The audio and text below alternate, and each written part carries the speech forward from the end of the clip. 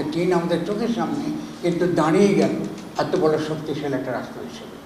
এই চীন কিন্তু 1976 সালে তাদের যে অর্থনৈতিক অবস্থা আর আমাদের যে অর্থনৈতিক অবস্থা এটা কিন্তু একই অবস্থা আছে। তাহলে চীন পারল, আমরা কেন পারছি না? কোথায় সমস্যা আমাদের?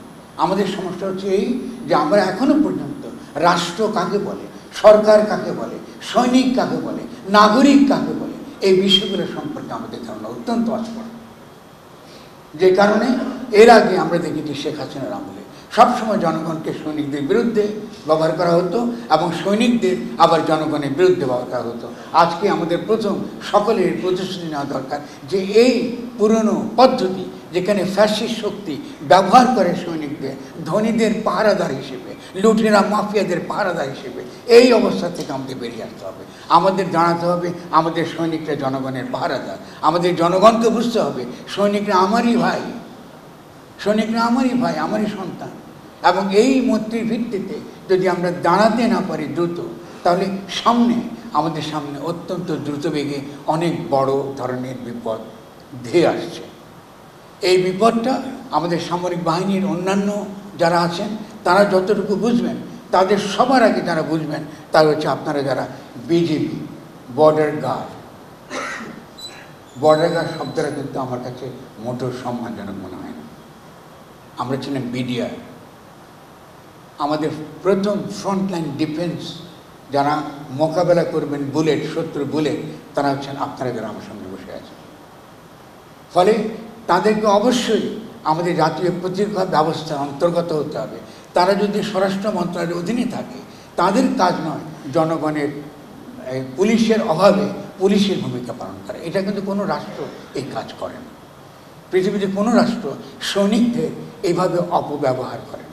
আপনি খেয়াল করুন, এই আজকে যারা নাগরিক এবং মানবিক অধিকারের কথা বলেন, তারা দীর্ঘদিন ধরে র্যাবকে বিলুপ্তির কথা বলেছে। প্রথম যখন র্যাব গঠিত হয় তখন যারা মনে আছে, সাংবাদিক মনে রাখতে পারেন, আমার একটা লেখা আমি লিখেছিলাম। সেখানে আমি লিখেছিলাম এই র্যাবের কারণে আজকে বিএনপির পতন ঘটবে আজকে বা কালকে। কেন এই ঘটনাটা ঘটছে এই যে অন্যান্য মেলার সমালোচনা আছে যারা আপনারা শুনেছেন, যারা মানবাধিকার নিয়ে তারা কাজ করে, কিন্তু মূল সমালোচনা হচ্ছে এই, আপনি সেনাবাহিনীর একজন সদস্যকে আপনি স্বরাষ্ট্র মন্ত্রণালয়ের অধীনে এসে এমন কিছু কাজ করাচ্ছেন যেটা সৈনিক কখনো করে না। সেটা হচ্ছে নিরস্ত্র মানুষকে এক্সট্রা জুডিশিয়াল কিলিং করে না, কখনো করে না। সৈনিক মাত্রই সে সবসময় আরেকজন অস্ত্রধারীর বিরুদ্ধে লড়াই করে, কখনো নিরস্ত্র মানুষের বিরুদ্ধে সে বন্দুক ধরে না। কিন্তু আমরা আমাদের সংস্কৃতির মধ্যে এটা ঢুকিয়েছি। ফলে আজকে স্বরাষ্ট্র মন্ত্রণালয়ের আমাদের মাননীয় উপদেষ্টা তিনি হাজির আছেন। আমি বিনয়ের সঙ্গে বলবো, অতি দ্রুত আপনারা র্যাবকে বিলুপ্ত করেন, নাম্বার 1, এবং অতি দ্রুত আপনারা এই বিজিবিকে অতি দ্রুত আমাদের ডিফেন্স ফোর্স আকারে, আমাদের প্রথম ফার্স্ট লাইন অফ ডিফেন্স আকারে তাদেরকে গড়ে তুলেন। তারা সৈনিক, তারাই আমাদেরকে রক্ষা করবে। আপনার পোশাক বদলিয়েছেন, আমাদের সৈনিকদের অপমান করেছেন। সৈনিকের মর্যাদা, আমার একটা বই আছে আমাদের গণপ্রতিরক্ষা, বহুদিন আগে লিখেছি।